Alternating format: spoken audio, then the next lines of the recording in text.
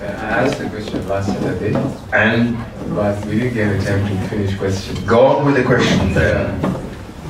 In Romans chapter 1, some verse there. Romans chapter 1, some verse, meaning we see Paul telling the Romans that Paul telling the Romans. What was Paul telling the Romans? he longs to come and impart spiritual gifts. He did long to come and impart spiritual gifts. And so my question is, can spiritual gifts be imparted? Can gifts of the Spirit be imparted? Can I get a spirit of healing? And gets on. Fantastic. Gifts. It's the whole subject of gifts and their impartation or the lack of it. Fantastic. Father in heaven, I would like to ask you to open my brain cells as I work with you in responding to the questions that your children have asked in areas that they need understanding and enlightenment.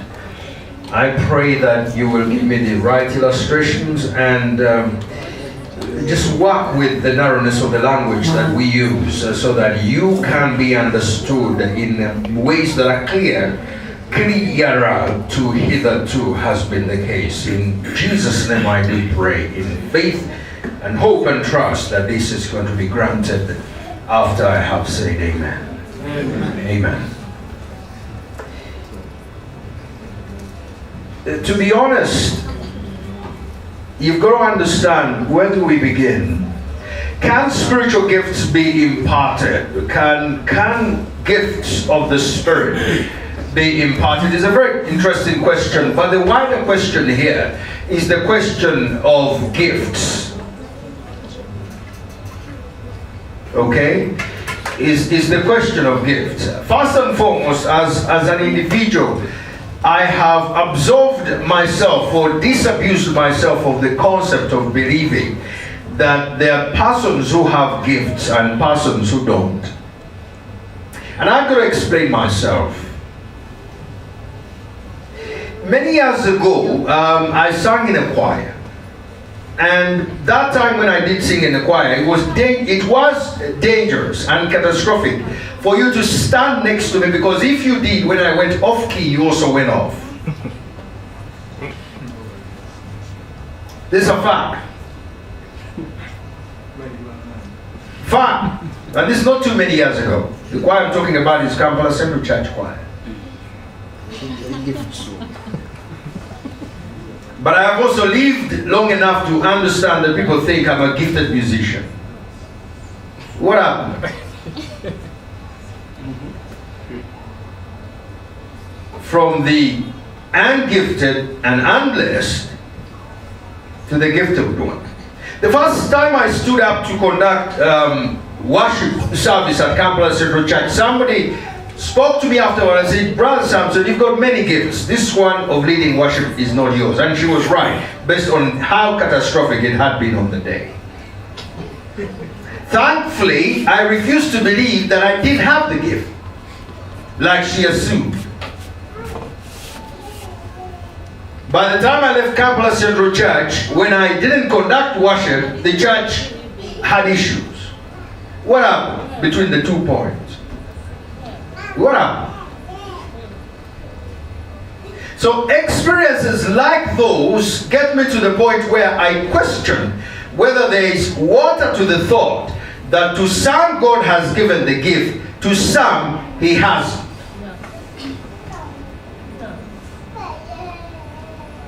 What I do believe is we are born with incredible potential, and depending on where you land when you are born, you catch certain things around you that stop you or thwart your interests in developing that potential. So when people say you don't have gifts, they are saying you have an undeveloped potential. And you have undeveloped it for so long, what you have developed is what you have is the history of undeveloped potential manifesting as lack of gift. So yes, up to a certain point in the choir, I had a potential undeveloped. So when they said I wasn't blessed with singing. They were saying literally, you have this gift you've never developed.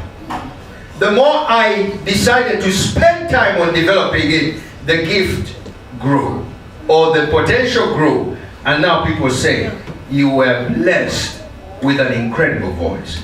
I was born with it. Natural. Example one. Example two. I think about 2001, I sat fundamentals of accounts at Nkumba University for a degree program, and I got a 0. 0. I mean 0.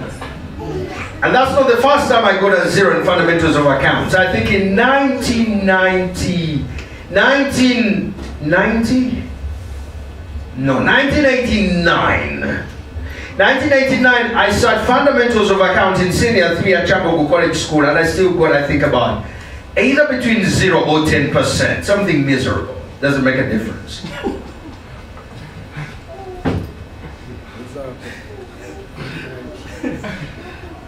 Now, this is why you should never live your life based on history. Write that down. Never live your life based on history. Live your life based on imagination. History is fixed. Imagination isn't. So live your life based on what is not fixed. That's why we want to live our life on God. Because God is like imagination. He's limitless. History has limits. You didn't get that? Never live your life on history. Do not determine what you are based on what has happened before. Determine what you are based on what can happen. When you stick to God, He tells you anything and everything can happen. We're still talking gifts. So if I had anchored my abilities or my gifts in accounts based on 2 exams, the third time I went to an exam, I would be convinced I can't do fundamentals of account. Thank God I got to do theology, and for some weird reason, they make fundamentals of accounts part of my course. And I'm thinking, God, what is wrong with you? What has fundamentals of accounts got to do with theology? You are very, very aware, though, Jesus, what our history with accounts happens to be. And I want to get a first-class degree in here. Why? Why? But I decided, well, I'm mourning and it won't change nothing. Let me work on fundamentals of accounts. I think there are 3 students in a class where theologians and accounts majors were doing fundamentals of accounts. There were 3 distinctions. One was mine. The same fundamentals of accounts. Now, and I can give you too many examples. That's why, yes, I understand Paul is talking about spiritual gifts. Fine. But let me tell you, there's something else I know. I know Paul was inspired, but there's something else I know. God is limitless. You can take Paul's word, or you can take your knowledge of God that I'm sharing with you, that God is limitless. And because He is limitless, in families where there is no history of mathematics, there are degrees of mathematicians. From the same family where there are no doctors, we have always had doctors. The first doctor always comes from a family where there's none. Where does the gift come from? When the genes are the same.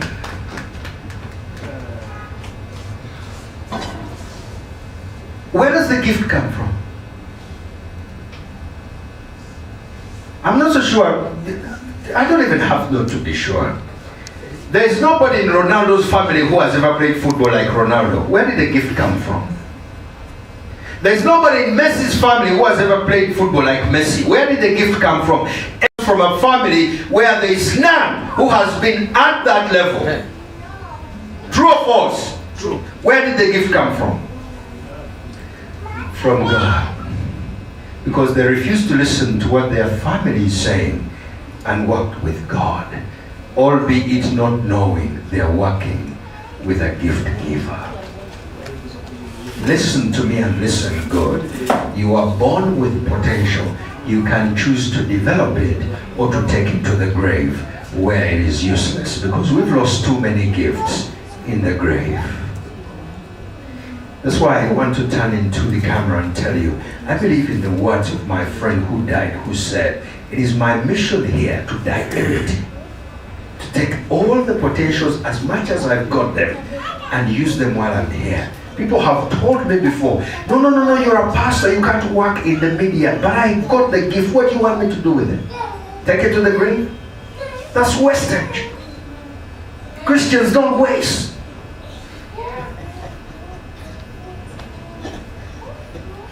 It's irresponsible. Okay, fine, I work with the media, but I can sing country music. It's a gift I have. What do you want me to do with it? Take it to the grave? No, I'm going to sing and bless the saints. God wasted not his. This is where I like what Pastor T.D. just said. When some disorganized ministers were asking him why he's speaking in the corporate world, he said, you know what? It's because I can.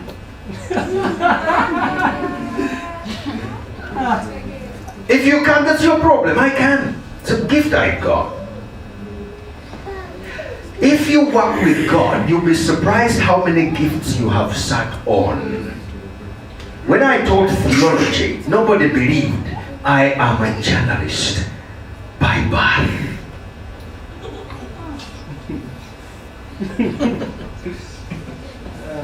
When I was still teaching theology, they said, this guy is a theologian by birth. They didn't know I'm also a journalist by birth. I don't know what else I'm still by birth. I'm yet to discover. What I do know is there are plenty undiscovered.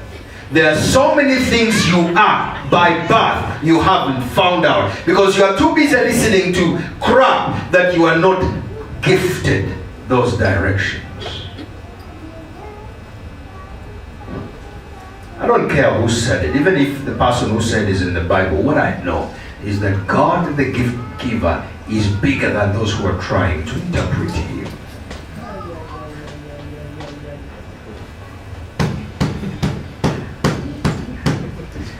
Paul does not know God like God knows himself. Listen to the gift giver who tells you that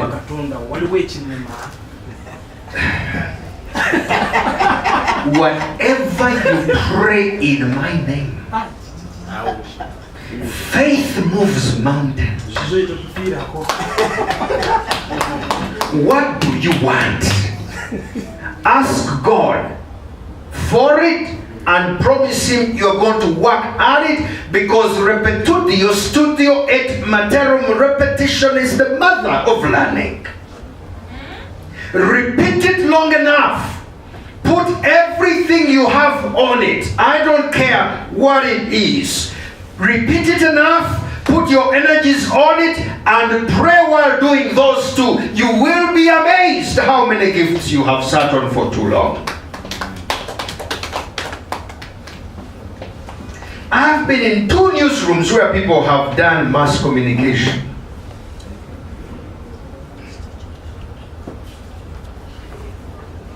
And I want to give credit to God for this. I've never taken mass communication. In these 2 newsrooms, I'm still a dependable journalist. Because I work with God on journalism. I don't need to go to school yet.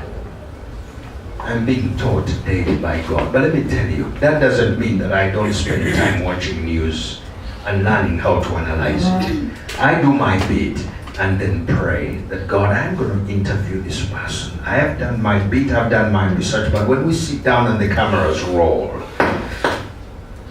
open the boxes.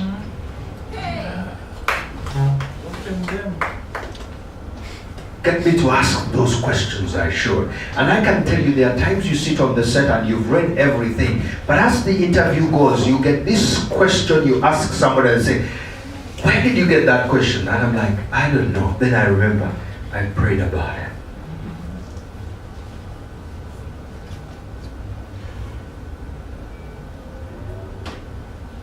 You know why they're spiritual gifts? Because God gives them when you don't expect them.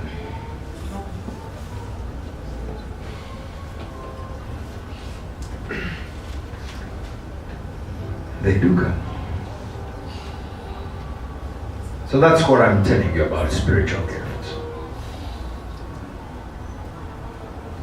Because as you know, revelation is progressive. There are things I know about God that Paul did not know, because I've lived after Paul.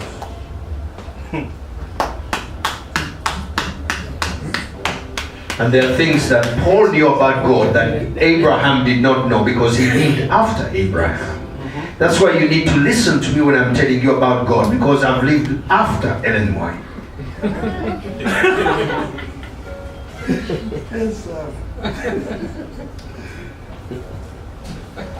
And after Mother Teresa, and after Martin Luther. My experience of God is different, because since those died, He has continued to reveal Himself. He has never stopped revelation.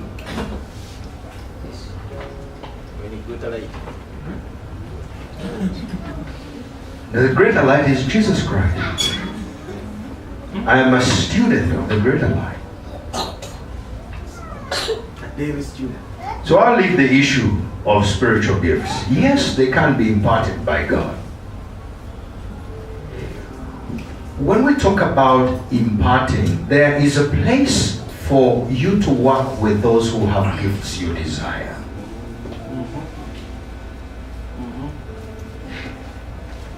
Because I want to be a journalist, I spend time working with other journalists, and this involves sitting late hours on TV, interacting with other journalists, with Wolf Blitzer, with Anderson Cooper, with Hala Gorani, with Christian Amampa, with Don Lemon, with Farid Zakaria, with Stephen Saka. I interact with them on screen and write to them, and as we work together, there is that bit that God has made, that when we share, things happen.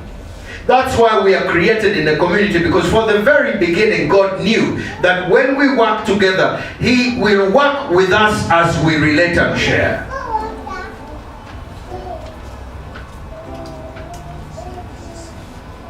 You understand what I'm saying?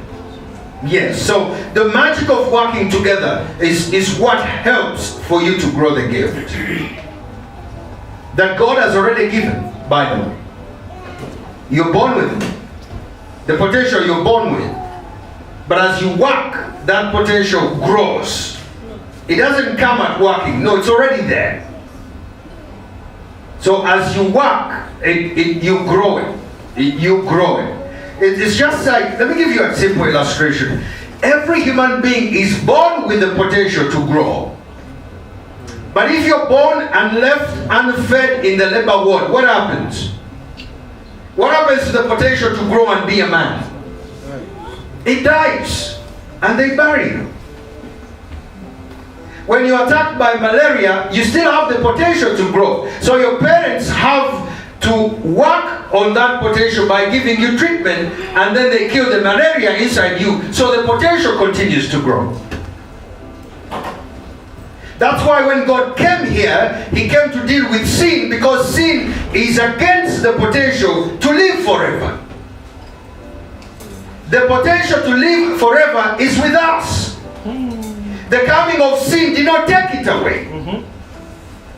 So when God died, He worked with our potential from the very beginning to grow forever, so that when we believe, sin disappears, and that potential to grow and live forever is open. The gate for it is open, so that when we die, we don't die, we sleep. The potential to live forever is with us in Jesus' name. So when I die, the potential doesn't.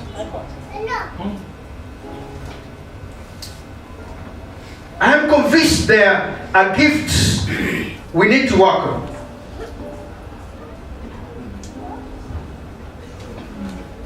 So that potential is there. Brothers and sisters, go home and refuse to be comfortable believing that you have no gifts, you have no potential. There's stuff in you, locked in you. I discovered I'm a journalist at 39. I could have died thinking I'm a theologian alone, only, period. It doesn't help that my discovery of me being a journalist is pairing a lot more.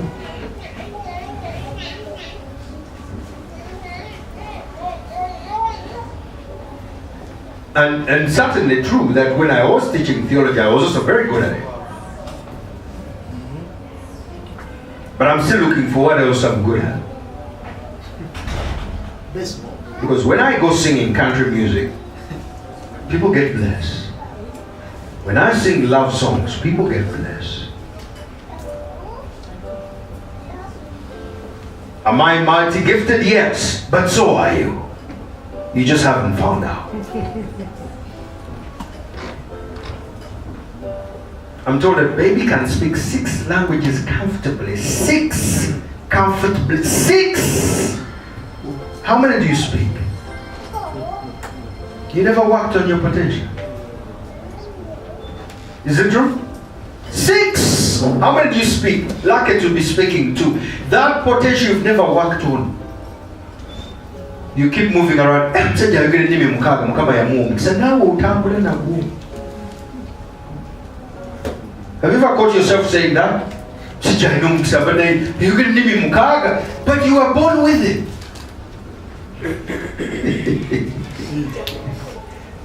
You are born with it.